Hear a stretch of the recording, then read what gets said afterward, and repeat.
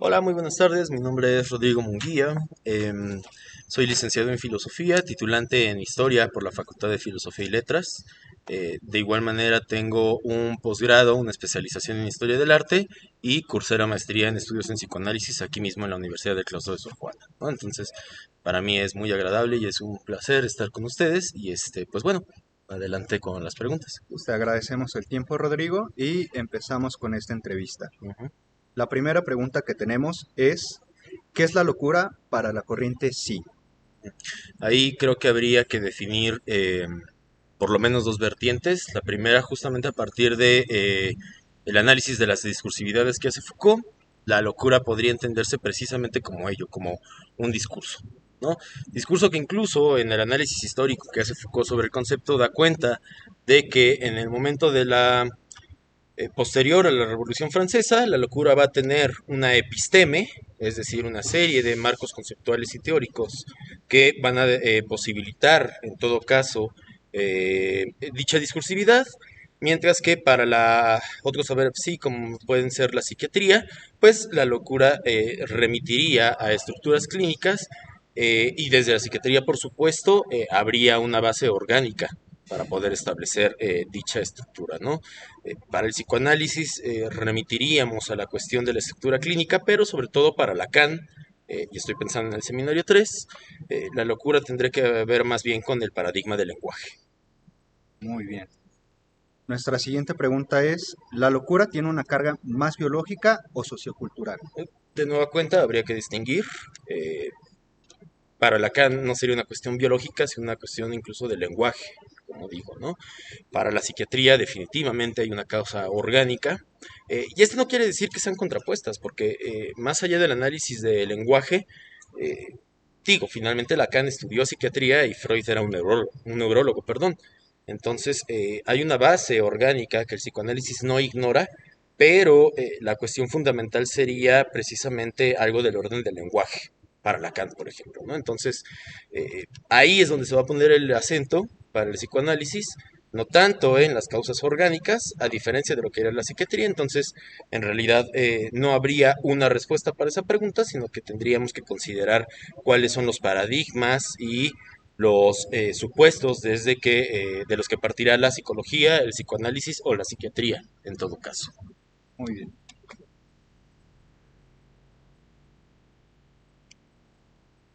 ¿En qué condiciones se puede hablar de enfermedad en el terreno de la sí?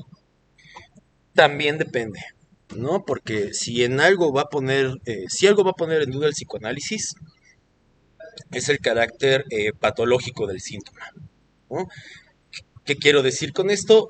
Sí hay patología, sí hay concepto de patología dentro del psicoanálisis, solo hace falta ir a una obra como la de Freud, la psicopatología de la vida cotidiana. Entonces sí habrá concepto de patología para el psicoanálisis, pero el síntoma, tal y como lo maneja Freud, no remitiría necesariamente al ámbito de lo patológico, tal y como lo podría entender la psiquiatría o la psicología, ¿no? Entonces, en la psicología y en la psiquiatría creo que había una idea del diagnóstico, mientras que el psicoanálisis pone en duda conceptos básicos de la psicología y de la psiquiatría, tales como el diagnóstico o la misma cura.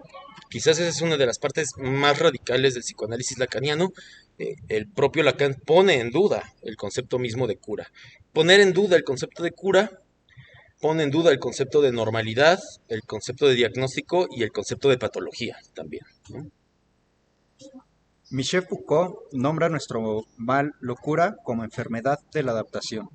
Si la sociedad no se enferma, ¿qué podría ser el campo de la sí ante ello? De nuevo cuenta, el psicoanálisis freudiano lacaniano pensaría en el proceso analítico como una cura a través de la palabra, ¿no? Y otra vez, la palabra cura ahí es complicada, la dije sobre todo porque estoy pensando en Ana O, este caso paradigmático de Breuer y posteriormente de Freud. Eh, es Ana O la que define al psicoanálisis, incluso antes de la definición freudiana, como la talking cure, ¿no? Entonces, será la palabra, es permitirle al sujeto ese espacio eh, en el cual se juega precisamente la demanda del analista, que es diga todo lo que se le ocurra sin censura, ¿no? De nueva cuenta, es difícil pensar el proceso analítico en ese sentido, en términos de patología, porque de lo que se trata no es de dirigir una cura ni de la eliminación del síntoma, sino más bien darle el espacio al sujeto para poder entonces eh, encontrar no la cura del síntoma, sino más bien darle espacio a la palabra. Si la personalidad es la medida de la realidad, o sea, una construcción a través de la normatividad social, ¿es pues la adaptación y la aceptación el camino a seguir? No. Desde el psicoanálisis, el concepto de normalidad está fuera de esa episteme psicoanalítica, ¿no? ¿Qué quiero decir con esto? Y es una cosa que suena fuerte, pero es interesante. El sujeto es inadaptable para el psicoanálisis. La adaptación supondría algo así como la eliminación completa y absoluta del síntoma, y en consecuencia, que el sujeto pueda ser adaptable a la normativa social implicaría algo así como la eliminación del síntoma. Y el síntoma lo que estaría implicando es algo del orden del deseo. La eliminación del síntoma en consecuencia significaría algo así como la eliminación del deseo. Y no hay sujeto sin deseo, básicamente, ¿no? ¿Hay casos que generen más interrogantes que respuestas al llegar al tratamiento psicoanalítico? De hecho, yo pensaría que no hay respuestas sobre el proceso psicoanalítico. No habría manera de llegar a respuestas categóricas. Y en ese sentido, el tema del fin de análisis, y esto por supuesto está ya desde Freud en análisis terminable e interminable, la pregunta ahí es si podemos pensar en el fin de análisis desde desde la idea de que el sujeto puede dar respuesta a su deseo y no hay respuesta categórica para el deseo, así como no hay respuesta categórica para el síntoma, ¿no? Entonces, suponer algo así como que el fin de análisis puede dar respuesta sobre el deseo, eso implica otra vez prácticamente la anulación del deseo, porque el deseo se mantiene, ¿no? Habría que hacer una diferencia ahí, y es una diferencia lacaniana, de nueva cuenta, entre el sujeto del enunciado y el sujeto de la enunciación. El sujeto del enunciado, Lacan lo va a pensar sobre todo como el sujeto del cogito cartesiano, mientras que el sujeto de la enunciación es el sujeto del proceso analítico, es el sujeto de la castración, es el sujeto de la libre asociación. Por eso podríamos pensar en el sujeto del enunciado como el sujeto de las respuestas, pero el sujeto de la enunciación es el sujeto del deseo, de la libre asociación. Ahí no habría posibilidad de respuesta, ¿no? Por eso también, Seminario 17, Lacan va a formular los 4 discursos. Y ahí queda más o menos claro, y digo más o menos claro porque en Lacan nada es claro, pero ahí queda más o menos claro que hay una distinción entre el discurso de la histérica y el discurso del analista, por ejemplo, y el discurso del amo también, ¿no? Y el discurso universitario, digo, ya los dije los 4.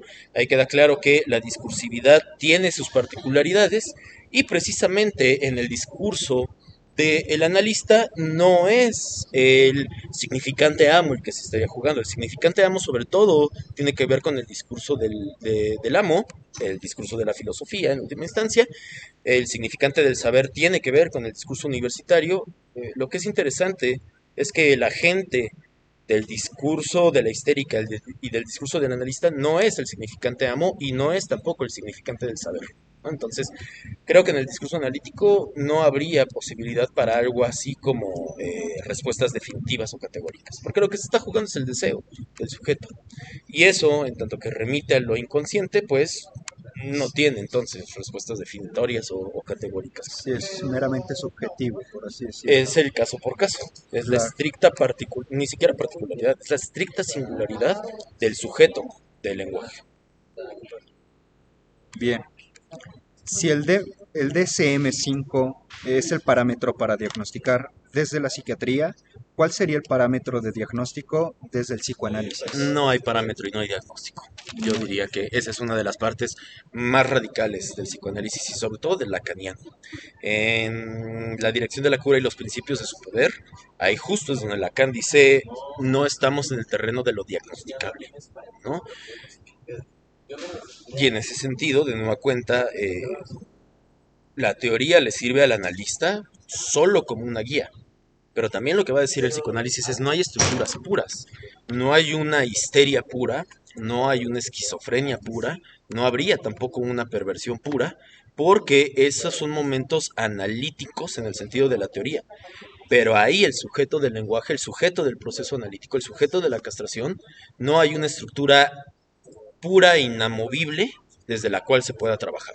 Y entonces, esta parte de la histeria, o sea, al final desde el psicoanálisis, o por lo menos desde el psicoanálisis freudiano, no es que se diagnostique histeria ni nada de esto. No, hay una conceptualización teórica que ayuda a pensar algo del síntoma, pero si regresamos a casos como Elizabeth Font o Anna O, que son la prehistoria del psicoanálisis, eh, cuesta trabajo hablar de una histeria pura, porque en Ana O, si mal no recuerdo, hay alucinación, ¿no?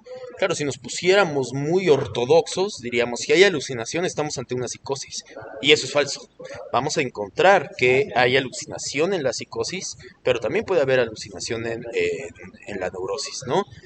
Darian Leader, psicoanalista británico, va a decir precisamente que en el momento del duelo, aunque la estructura pueda ser neurótica, puede haber entonces proceso alucinatorio, ¿no? Y claro, los que hemos estado en el proceso de duelo escuchamos a veces la voz del ser perdido, vemos de repente a esa persona, hay alucinación y la estructura es neurótica. Entonces, ese es el punto. No habría algo así como una categorización inamovible del síntoma. El síntoma, sin duda alguna, sí que se dirige a ciertas partes, ¿no? Por ejemplo, el síntoma en la fobia, sobre todo tiene que ver con el objeto fóbico, mientras que el síntoma en la obsesión tiene que ver con la idea, ¿no? Pero esas son guías. A la hora del proceso analítico, es complicado, incluso yo diría hasta cierto punto incorrecto, querer categorizar al paciente dentro de una estructura, al paciente o en un momento posterior al analizante, ¿no? Porque caeríamos entonces en una clasificación precisamente a la manera del DSM-5. Bueno, creo que van en la sexta edición ya, no recuerdo. Es la, sí, entonces el Quinta desde el DSM-5. 2013, ¿no? Ok, ¿Existe una sobrepatologización en la sociedad actual? Si la respuesta es sí, ¿esta sobrepatologización responde a fines sociopolíticos o económicos? creo que sí, dependiendo también de el comportamiento del que hablamos, ¿no? Se ha hablado del estrés o de la depresión como las grandes enfermedades del siglo XXI. Definitivamente eso nos está dando cuenta de estructuras sociales, políticas y económicas, ¿no? Es decir, el sujeto contemporáneo está inmerso en un malestar que definitivamente yo pensaría que responde a ciertas estructuras políticas, sociales y económicas, como lo sostengo. Ahora bien, sí creo también que existe cierta sobrepatologización, como ustedes lo ponen ahora en la pregunta, pero es complicado. Es complicado, creo que en esa pregunta tendría, en esa interrogante tendría más preguntas que respuestas. Pero remito otra vez a un texto, Marie-Claude Thomas en La genealogía del autismo, comienza dicho texto preguntándose por eso, si el autismo en realidad es una patología como tal, o si más bien de forma genealógica, los saberes sí han hablado de algo así como el autismo, como una combinación y un cúmulo de sintomatología que al no poderse explicar como tal, se habla entonces de autismo. Y creo que esto es muy, muy interesante porque hoy en día se habla más del espectro autista Sí, sí, y sí. no del autismo. La idea del espectro autista supone algo así como que hay una serie de síntomas que no podemos clasificar y que entonces los metemos en ese costal muy abstracto que llamamos espectro autista, ¿no? Creo que ahí sí hay quizás una sobrepatologización como ustedes lo dicen, ¿no? Eh, pero, repito, tendría quizás más preguntas que respuestas para Sí. ese tema. De esta misma manera en la que planteas el cómo se considera en el caso del autismo más como a los síntomas que ya al fenómeno tal cual, Uh -huh. lo mismo pasa en el caso de la locura, ¿no? Sí, y ahí regresaría a la primera pregunta porque ¿qué es la locura? Tendría que ver con una discursividad, ¿no? Por eso la locura puede ser una cosa para la época Sí, clásica, claro, con los valores, esto de Foucault, ¿no? De los valores hegemónicos de la época, pues al claro, final definen qué es la locura. lo que va a llamar episteme, ¿no? Y Ujú. con esta idea del hombre normal de ahora, pues al final, eh, pues estás de acuerdo con esto de que todos somos seres psiquiatrizables, porque al final, eh, por, por vivir en el sistema capitalista, todos, pues es normal, son normales estas crisis, ¿no? Esta angustia. Claro, sí, y me gusta como lo dices, Joaquín, psiquiatrizables, ¿no? En tanto que el sujeto es susceptible de considerarse dentro del orden de la patología, ¿no? Creo que la radicalidad del psicoanálisis es que hasta hoy en día, y no quiero decir que la psicología o los psiquiatras estén mal, pero creo que lo interesante del psicoanálisis es que hasta hoy en día seguiría poniendo en duda la idea de la adaptabilidad del sujeto, ¿no? Sí, sí, sí. Porque el síntoma se mantiene, aún después de un proceso analítico, aún después de un posible fin de análisis, lo que va a tener Freud muy consciente ahí es que el síntoma se desplaza, ¿no? Y en ese sentido, vuelvo con Lacan, el discurso analítico tendría en la parte de la producción al significante amo. ¿Qué quiere decir esto? Que el discurso analítico no elimina el significante amo, eso sería imposible, sino que más bien lo que puede en todo caso pasar es la sustitución de un significante amo por un nuevo Es significante lo del amo. desplazamiento, ¿no? Es un desplazamiento. Es Ok. un desplazamiento, pero el significante amo, en tanto que forma parte de la cadena significante, sería imposible que se anulara, ¿no? Entonces, sí, sujetos psiquiatrizables, pero apelar de nueva cuenta a la estricta singularidad de ese sujeto que está ahí en el diván. Aquí me estaría yendo un poco lejos, no Ujú, sé, no sé si viene mucho al caso, pero y por ejemplo con las personas, no sé, que tienen algo así como muerte de ego o que están ujú, en estas prácticas ascéticas, ujú, ujú. ¿sabes? ¿Seguiría habiendo esta idea del amo? O sea, todas las personas Yo creo como, que sí, porque, o sea, sería algo innato del humano esto. pues más que innato, porque el concepto de innatismo remite todavía a la tradición metafísica, a la manera de Descartes, por ejemplo. Entonces, quizás no hablaría yo tanto de innatismo por los resabios metafísicos que quedarían ahí, pero sí creo constituyente, o mejor dicho, estructurante, ¿no? Porque ahí lo que estaríamos cuestionando es si existe algo así como un sujeto sin pulsión. Y el sujeto sin pulsión no existe. El sujeto sin pulsión justamente remitiría a el cuerpo máquina, ¿no? Por eso la máquina no goza. Claro. Porque es en la pulsión donde se está jugando algo del deseo, ¿no? Entonces, aún la experiencia mística yo pensaría que más que significante amo, en la experiencia mística vería el involucramiento del gran todo, del otro gran del inconsciente, ¿no? Del gran otro del inconsciente, lo dije al revés.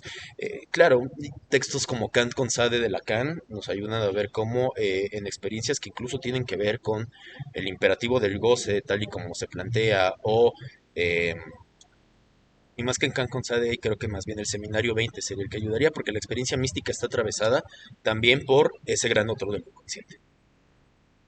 Es que claro, incluso en la psicosis donde no hubo castración, a diferencia, y piensen en los matemas de la neurosis, de la psicosis y de la perversión, aún en la psicosis donde no hubo castración, el matema de la psicosis carece del fantasma, pero el gran otro del inconsciente se sigue jugando ahí. Aún en una psicosis, el gran otro está involucrado. Muy bien. ¿Y hay conclusiones que nos podrías dar después de esta entrevista sobre el tema de la locura desde el punto de vista psicoanalítico? Pensaría, quizás en el apunte clínico, quizás el más sustancial del seminario 3 de Lacan, que es no retrocedan ante la locura, ¿no? No retrocedan ante la psicosis. Porque la psicosis es otro tipo de lenguaje, pero no deja de tener lenguaje, ¿no? Entonces, quizás para no explayarme de más, como conclusión, remitiría a esa cita de ese seminario 3 de Lacan. Y bueno, esta es otra pregunta que ahorita surgió, pero ¿consideras que el psicoanálisis va a perder, o sea, cada vez va a perder más validez por esto de que no embona tan bien con esta productividad y estas curas rápidas como las que dan las medicinas o las terapias como conductivo-conductual. Se habla mucho hoy de terapia breve, ¿no? 5 o 6 sesiones, vámonos, ¿no? Está bien o mal. Yo considero que hablar de bien o mal nos metemos en el terreno más bien de la moralidad Sí, y sí, eso no ayuda bastante, sí, sí, ¿no? Pero el psicoanálisis siempre ha tenido un problema de cara a los saberes, sí. Tanto la psiquiatría como la psicología se consideran a ellas mismas como saberes cientificables. Y lo que es muy interesante me parece es que Freud era un neurólogo, como ya lo he dicho, pero lo interesante es que para que Freud descubra el psicoanálisis tiene que alejarse del discurso de la medicina. ¿Qué quiero decir con esto? sí, sí, sí. Si bien el psicoanálisis siempre ha tenido estas críticas, porque precisamente no es un saber cientificable, me parece que eso es lo valioso en realidad. Sí, sí, sí. Porque despegándonos del discurso médico, el psicoanálisis descubrió cosas que de otra manera no hubiesen sido Claro. posibles de ser teorizadas. Entonces, por más que el discurso médico y científico avance, me parece que el psicoanálisis mantiene su lugar como un saber que, lo vuelvo a decir, precisamente por no ser cientificable, descubre cosas que la psiquiatría y la psicología no pueden abordar hasta ciertos puntos. Leíamos por parte de Gilles Deleuze esta cuestión del esquizoanálisis, Ujú. que es una postura que contrapone los postulados psicoanalíticos. ¿Hayas actualmente en el esquizoanálisis una vía para los pacientes que padecen locura? Me parece que abre posibilidades, pero el problema de Deleuze es que no es psicoanalista. Guattari sí, por eso lo escriben en Sí, conjunto, pero Guattari no es filósofo. O sea, me parece que el esquizoanálisis abre posibilidades interesantes. El carácter rizomático que proponen ambos, Deleuze y Guattari, me parece que abre posibilidades interesantes, pero hay choques teóricos y clínicos considerables, ¿no? Y en ese sentido siempre he pensado que hay que tener mucho cuidado con leer a Lacan desde la posmodernidad. La posmodernidad tal y como lo están proponiendo Deleuze, Guattari o incluso Lipovetsky, ¿no? Habría para mí problemas en pensar a Lacan desde esa parte porque en el seminario 17 Lacan todavía se expresa en términos de la verdad. No es la verdad hegeliana, pero hay verdad todavía. Entonces, si bien el esquizoanálisis abre posibilidades interesantes tanto para la teoría como para la práctica, es sustancial leer el esquizoanálisis, tomar las críticas que Deleuze y Guattari le están dando al psicoanálisis freudiano y lacaniano, es una lectura sustancial, pero en términos de clínica y de teoría, eh, lo voy a decir ya muy coloquialmente, sí, yo sí, me sí. quedo con Lacan. Ok. Muy bien. Sí. No, pues, gracias. Fue ¿No? muy Bien, interesante. No, pues pues muchas gracias quisiéramos a ustedes. agradecerte tu tiempo para esta entrevista, Rodrigo, y pues sería por el momento todo. Muchas Gracias a ustedes gracias. y saludos a la audiencia. ¿Vale?